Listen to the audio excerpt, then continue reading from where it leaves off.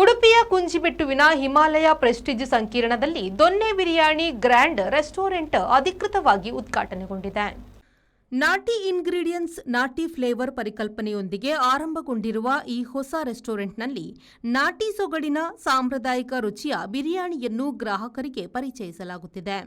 ಉದ್ಘಾಟನೆಯ ಪ್ರಯುಕ್ತ ಗ್ರಾಹಕರಿಗಾಗಿ ವಿಶೇಷವಾಗಿ 2 ಬಿರಿಯಾನಿ ಖರೀದಿಸಿದರೆ 1 ಬಿರಿಯಾನಿ ಉಚಿತ ಆಫರ್ ಘೋಷಿಸಲಾಗಿದ್ದು, ಮೊದಲ ದಿನವೇ ಹೆಚ್ಚಿನ ಸಂಖ್ಯೆಯಲ್ಲಿ ಆಹಾರ ಪ್ರಿಯರು ಭೇಟಿ ನೀಡಿ ಬಿರಿಯಾನಿಯ ರುಚಿಯನ್ನು ಸವಿದಿದ್ದಾರೆ. ಉದ್ಘಾಟನಾ ಸಮಾರಂಭದಲ್ಲಿ ಉಡುಪಿಯ ಶಾಸಕ ಯಶ್ಪಾಲ್ ಸುವರ್ಣ, ಬೈಂದೂರು ಶಾಸಕ ಗುರುರಾಜ್ ಗಂಟಿಹೊಳೆ, ಕಾರ್ಕಳ ಶಾಸಕ ಸುನಿಲ್ ಕುಮಾರ್, ಕುಂದಾಪುರ ಶಾಸಕರಾದ ಕಿರಣ್ ಕುಮಾರ್ ಕೋಡ್ಗಿ ಸೇರಿದಂತೆ ಹಲವು ಗಣ್ಯರು ಭಾಗವಹಿಸಿ ಶುಭ ಹಾರೈಸಿದರು.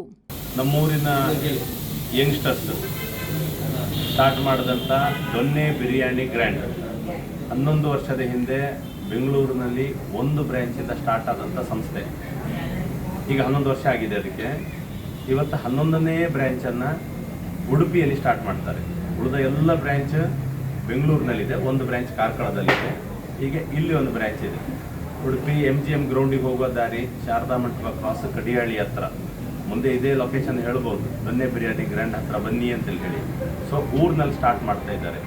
ಯಂಗ್ಸ್ಟರ್ಸ್ ನಮ್ಮೂರಿನವ್ರು ಹೋಗಿ ಹೋಟೆಲ್ ಉದ್ಯಮದಲ್ಲಿ ಮಾಡ್ತಾ ಇರುವಂಥ ಒಂದು ಸಣ್ಣ ಹೊಸ ರೆವಲ್ಯೂಷನ್.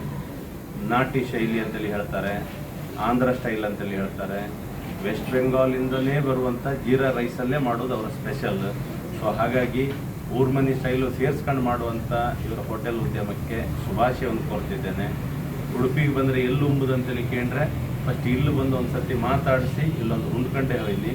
ಸೊ 11 ಬ್ರ್ಯಾಂಚ್ ಅನ್ನುವಂಥದ್ದು ಮತ್ತು ಬೆಳೀಲಿ.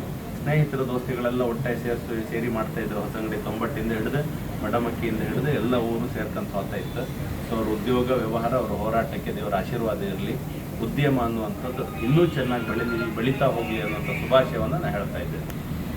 ಕುಂಜಿಬೆಟ್ಟು ಹಾಗೂ ಸುತ್ತಮುತ್ತಲಿನ ಪ್ರದೇಶದ ಆಹಾರ ಪ್ರಿಯರಿಗೆ ದೊನ್ನೆ ಬಿರಿಯಾನಿ ಗ್ರ್ಯಾಂಡ್ ಉತ್ತಮ ರುಚಿ ಮತ್ತು ಗುಣಮಟ್ಟದ ಬಿರಿಯಾನಿಯನ್ನು ಒದಗಿಸುವ ಹೊಸ ತಾಣವಾಗಿ ಹೊರಹೊಮ್ಮುವ ನಿರೀಕ್ಷೆಯಿದೆ.